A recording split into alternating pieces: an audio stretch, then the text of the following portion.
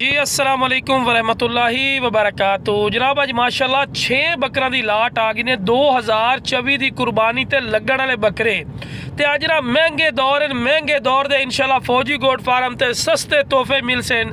ते पहले नंबर ते माशाल्लाह पठोरे आ गए 32 तो 33 इंच हाइट वाले माशाल्लाह पठोरे ने। माशाल्लाह कन्ना दे लापर जबरदस्त और खूबसूरत माशाल्लाह पठोरे ने।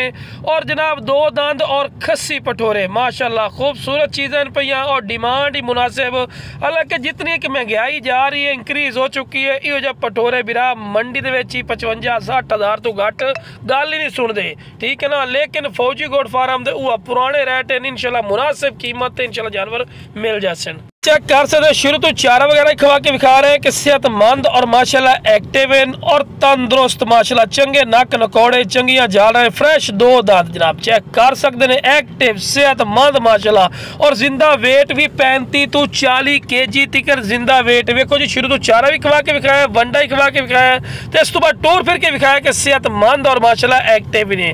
तो लो बिरा पठोरे दे कन्ना दे लापर चेक करो बिरा हुसन वेखो बरीक पशम चमकदार पशम चेन बिल्कुल बराबर दा थल्ला।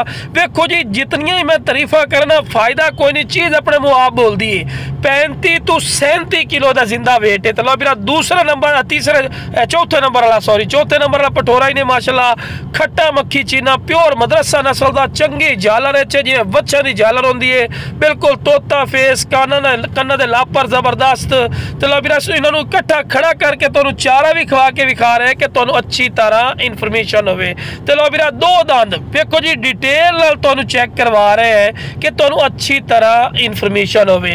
हुण डिमांड की गल कीते फिर ये पठोरे डिमांड मैं 50,000 कर लवां या 45,000 कर लवां फायदा नहीं है। इंशाल्लाह जो बिरा राबता करसी मुनासिब कीमत है इंशाल्लाह मिल सन। और इंशाल्लाह जो बिरा पहले कॉल करसी वो फायदे च रसी और फायदे का और बेनीफिट का सौदा ही ने बिरा जो बिरा आते कि फौजी भाई सेल परचेज दे जानवर लवणे लो बिरा इस तो बाद सस्ते जानवर कोई नहीं पे।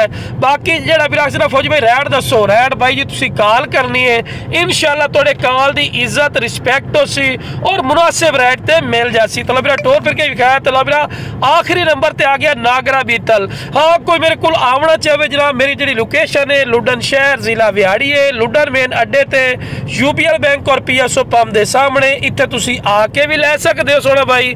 अगर कार्गो की गल की जाए तो जनाब कार्गो की सहूलत आल पाकिस्तान माशाल्लाह मौजूद है। तो सेहतमंद माशाल्लाह जानवर ने पूरी दी पूरी डिटेल दस रहा है। बाकी जनाब जिस बिरा चाहिए जनाब स्क्रीन पर नंबर चलता पे ने राबता करके मुनासिब